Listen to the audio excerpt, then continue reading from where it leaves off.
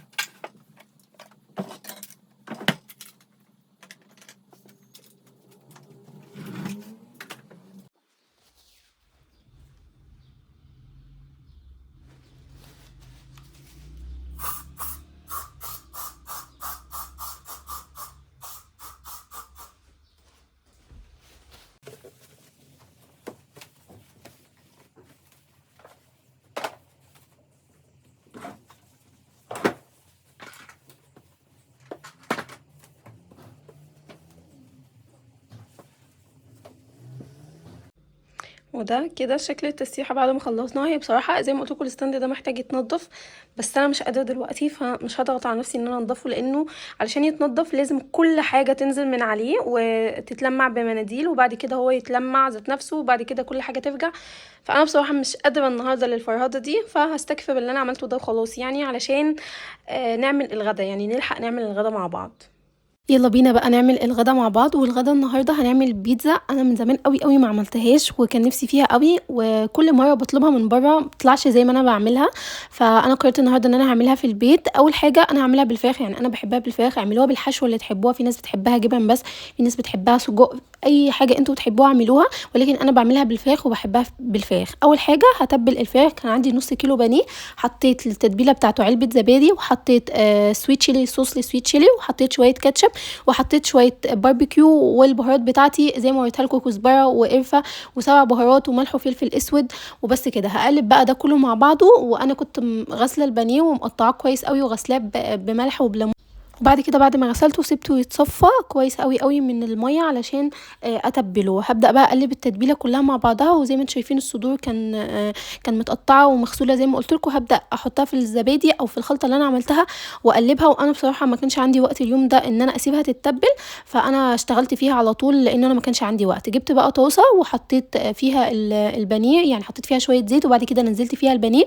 وعلشان البانيه ما ينزلش ميته او الفراخ تنزل ميتها، ف سخنوا الزيت كويس قوي.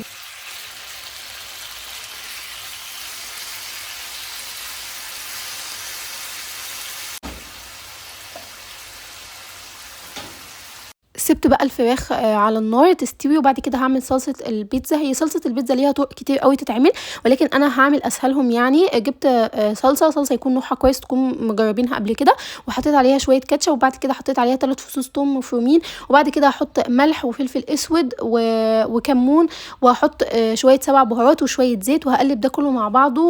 والصلصه دي بصراحه يا جماعه بيبقى طعمها تحفه، فجربوها واعتمدوها. يعني اسهل من طرق الصلصه بتاعه البيتزا، لانه في طرق صعبه قوي لصلصه البيتزا، فانا دي اسهلهم بصراحه وبعملها على طول ومعتمداها يعني. وما تستغنوش عن الثوم في الصلصه دي، لان هو اللي بيدي طعم وبيدي نكهه. لو عندكم بقى زعتر حطوا، ولكن انا ما كانش عندي زعتر فما حطيتش خالص. ولكن الزعتر بيدي النكهه الايطاليه اللي بتبقى في البيتزات اللي احنا بناكلها بره. ده كان شكل الفراخ بعد ما خلص، وانا عايزاها من غير ميه ومن غير خضار من غير اي حاجه، فانا سبتها لما نزلت ميتها وشربتها، وبعد كده استوت وبقت تمام. هبدا بقى اقطع الخضار اللي تحبوه. في ناس ما بتحبش خضار خالص، في ناس بتحب تقطع فلفل الوان. انا قطعت فلفل اخضر، وقطعت بصل، وقطعت طماطم.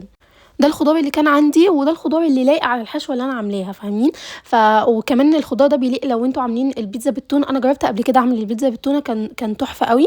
ولكن النهارده زي ما قلت لكم كنت عايزه اعملها بالفراخ، فانتوا براحتكم اعملوا الحشوه اللي تحبوها.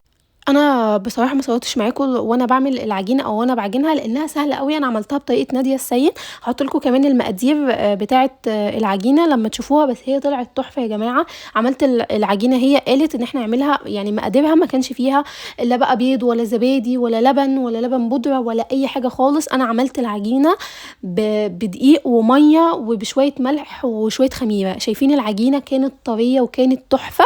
فانا هحط لكم المقادير دلوقتي على الشاشه. يعني انا بصراحه جربت طرق كتير قوي قوي لعجينه البيتزا، كان في اللي بيحط زبادي وفي اللي بيحط لبن، ولكن المره دي قلت اجرب بطريقتها يعني. ولكن بصراحه العجينه طلعت تحفه، وعلى الرغم ان انا عجناها بميه طلعت طريه قوي قوي قوي. فجربوها بطريقتها. وانتوا بتخلطوا كله على بعضه، يعني هي مش محتاجه، بتحطوا كله على بعضه وبعد كده بتبداوا تعجنوا فيها وبتخلوا العجينه طريه شويه علشان تبقى طريه في السوا او ما تنشفش بعد ما تخبزوها يعني. انا هنا كان عندي العجينه دي معموله ب3 كوبايات دقيق. انتوا شايفيني انه انا ماسكه العجينه وعماله بطبقها كذا كده كذا تطبيق علشان تعمل فقاعات في العجينه ذات نفسها وتبقى هشه وطريه بعد ما تستوي. فانا فضلت شايفين العجينه بتلزق. انا هنا كنت بوريكم ان هي بتلزق سنه، ولكن برضو مش التلزيق الاوفر، هي ستيل انا عارفه اتعامل معاها. جبت بقى الصينيه وزي ما قلت لكم انا قسمت العجينه 2. واحده يعني نص العجين هعمل بيه الصينيه اللي قدامكم دي، والنص التاني هعمل بيه الميني بيتزا اللي هي بتبقى صغننه دي، علشان لو عندكم اطفال هم ما بيعرفوش ابدا ياكلوا السلايز بتاعه البيتزا الكبيره. فانا عملت ميني بيتزا صغننه علشان جبت الصينيه اللي عندي والصينيه دي تقريبا مقاس 26، فهي اكبر حاجه في الطقم. فانا زي ما قلت لكم حطيت نص العجينه فيها وبعد كده بدات افردها وهي بتتفرد بكل سهوله لان العجينه بجد كانت طريه جدا. وبدات اجيب شوكه واخرم كده العجينه علشان لما تدخل الفرن ما تنتفخش او تعلى. وانا العجينه على فكره مش حاطه عليها بيكنج باودر ولا حاطه عليها اي حاجه، هو زي ما قلت لكم دقيق وميه وملح ومعلقه عسل بس والخميره، ما حطيتش اي حاجه اكتر من كده. وطلعت بصراحه النتيجه بتاعتها تحفه. فانا خلاص اعتمدت العجينه دي. بدات بقى اجيب صلصه البيتزا وادهن العجينه كويس قوي. وبعد كده بقى جبت الخضار اللي عندي، بدات ارص شويه من الخضار. احنا بنحب الخضار يبقى في البيتزا كتير، فانا زودت شويه. وبعد كده هجيب الفراخ بقى والحشوه اللي انتوا عاملينها وهبدا اوزع الحشوه بالتساوي كده على البيتزا كلها. اهم حاجه يا جماعه وانتوا بتوزعوا توزعوا كويس قوي علشان بعد كده لما تستوي تبقى كل سلايس فيها من الحشوه وفيها من الخضار وفيها من كل حاجه.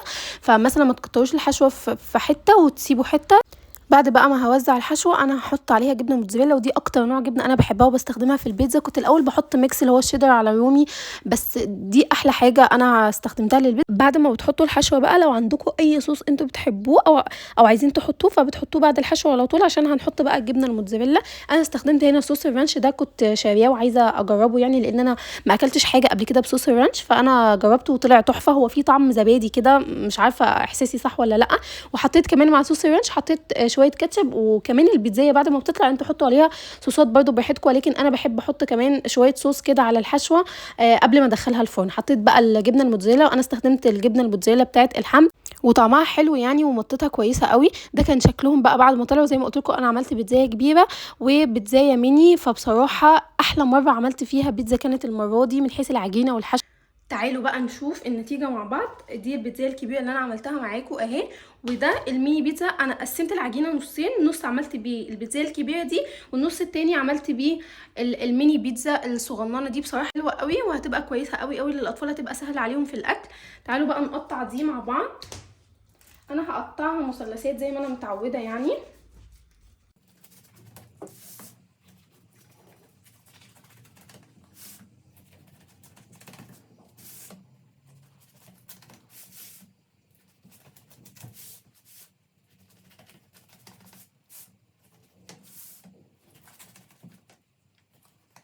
تعالوا بقى نشيل سلايس كده واوريكم ده شكل العجينه. شايفين قد ايه هشه وقد ايه طريه من غير ما نحط عليها لبن، من غير ما نحط عليها زبادي. وده شكل التسويه من تحت، وده شكل البيتزايه اللي هي الميني اللي بقول لكم عليها.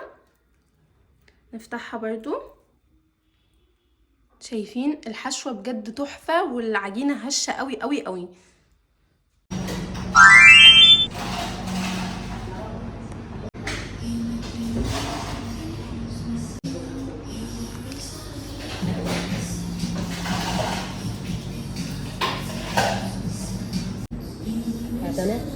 لا شكرا.